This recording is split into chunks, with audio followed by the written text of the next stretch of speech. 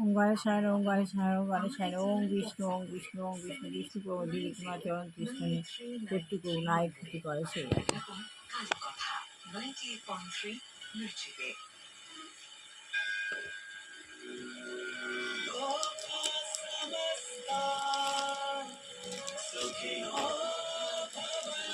ওম শান্তি ওম শান্তি।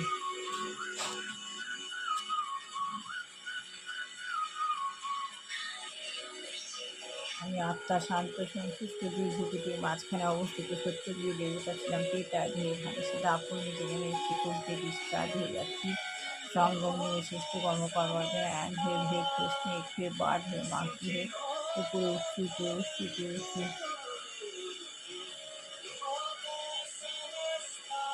উপরে ঊর্ধ্বে মূল অর্ধ শাখা। আমি ভগবানের কাছ থেকে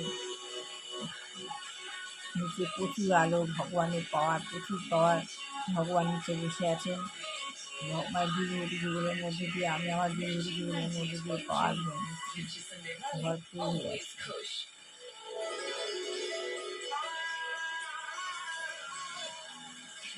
Recharge mantra with Vishal Sethia and Brahma Kumari sister Shreya. Only on 98.3 Mirchi. It's hot.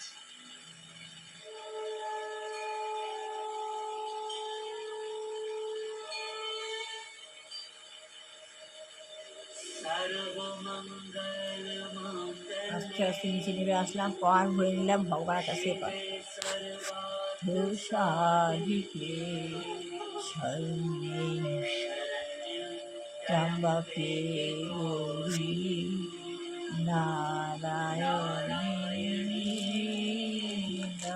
নমস্তুতে।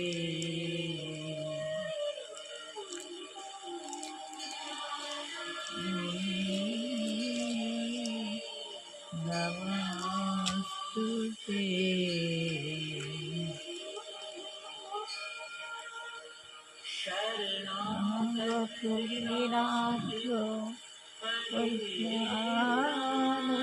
শ্রী গুরুদেব বৈষ্ণব পরমহংসদেব।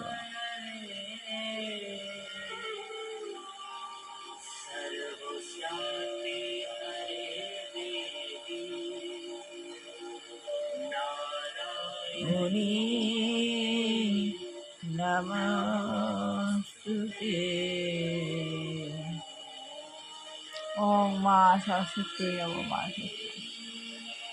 আমাদের জ্ঞান লাভের দেবী মা Saraswati.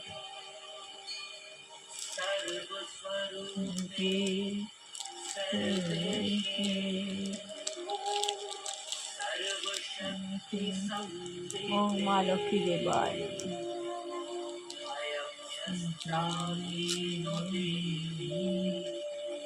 Gita Gita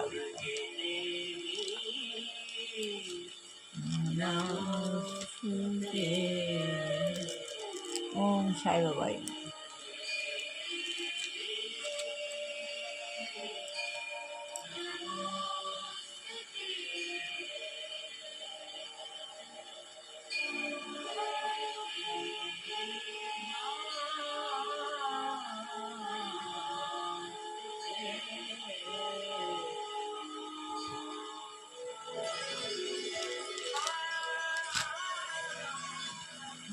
Recharge mantra with Vishal Sethia and Brahma Kumari sister Shreya. Only on Mirchi. It's hot. दान मान और नाम के लिए नहीं मन की शांति के लिए होता है। क्यों जानते हैं। नमस्कार आप सुन रहे हैं आत्मज्ञान लाभের পন্থা বহুপাত। আত্মজ্ঞান লাভ আমাদের ভক্তি হবে এই জন্য আমাদের বইটা এতক্ষণ না শেষ হচ্ছে ততক্ষণ গীতা পড়তে পারছি না। আত্মজ্ঞান আমাদের লাভ করতে হবে। মানব জন্ম আমাদের দুর্লভ জন্ম মানব হয়ে জন্মেছি কীভাবে আমাদের আত্মজ্ঞান লাভ করতে হবে। আত্মজ্ঞান লাভ না করতে পারলে আমাদের মানব জন্ম বৃথা। তাই জন্য আমাদের যত মন্থন করবো যত করতে পারবো তত ভালো। ভগবান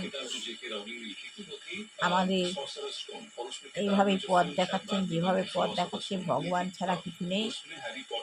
তাহলে এই বইটা কি বলছে? শ্রী চৈতন্য মহাপ্রভু আমাদের সরাসরিভাবে ভগবানের কাছে পৌঁছবার সুযোগ দিয়েছেন। শ্রী চৈতন্য মহাপ্রভু আমাদের কী করেছেন? সরাসরিভাবে ভগবানের কাছে পৌঁছবার সুযোগ দিয়েছেন।